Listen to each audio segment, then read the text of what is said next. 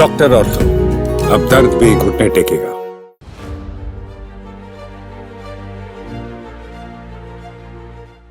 नमस्कार, मैं हूं अंकिता शुक्ला। स्वागत है आपका चैनल फॉर न्यूज इंडिया में।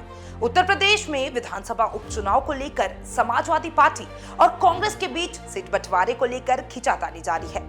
हालांकि अब कुछ सकारात्मक संकेत मिल रहे हैं कि दोनों दलों के बीच आम सहमति बनने की संभावना है। सपा ने कांग्रेस को एक अतिरिक्त सीट का ऑफर दिया है, जिसके बाद कांग्रेस 3 सीटों पर चुनाव लड़ने के लिए तैयार हो रही है।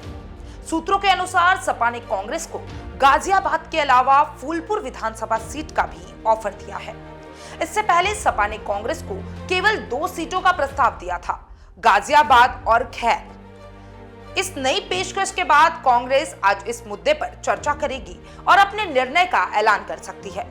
कांग्रेस की मांग है कि उसे कुल 5 सीटें दी जाए, लेकिन सपा की ओर से अब तक केवल 3 सीटों का प्रस्ताव सामने आया है।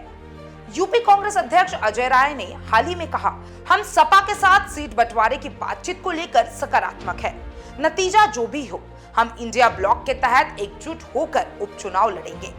यह बयान दर्शाता है कि कांग्रेस अपनी ताकत को बनाए रखने के लिए सपा के साथ किसी समझौते को लेकर गंभीर है। बातचीत में गतिरोध के बावजूद सपा ने पहले ही 7 सीटों पर अपने उम्मीदवारों की घोषणा कर दी, जिनमें करहल, सिमाऊ, फूलपुर, मिल्कीपुर, कटहरी, मझवान और मीरापुर शामिल है। यूपी में उपचुनाव कुल 9 सीटों पर होने वाले हैं, जिसमें मिल्कीपुर को छोड़कर अन्य सभी सीटें शामिल है।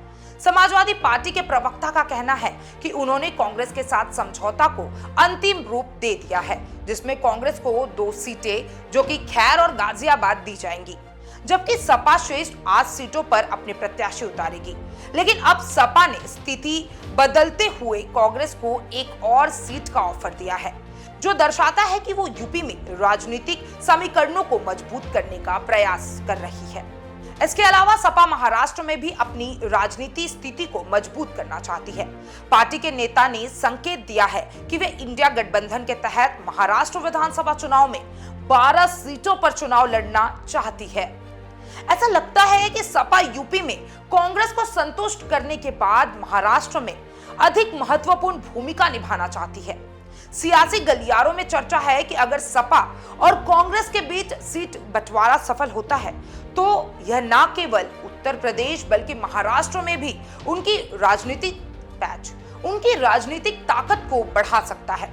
इस बीच दोनों पार्टियों के बीच बातचीत का नतीजा अभी भी अनिश्चित है, लेकिन सभी की नजर इस महत्वपूर्ण सीट बंटवारे पर टिकी हुई है।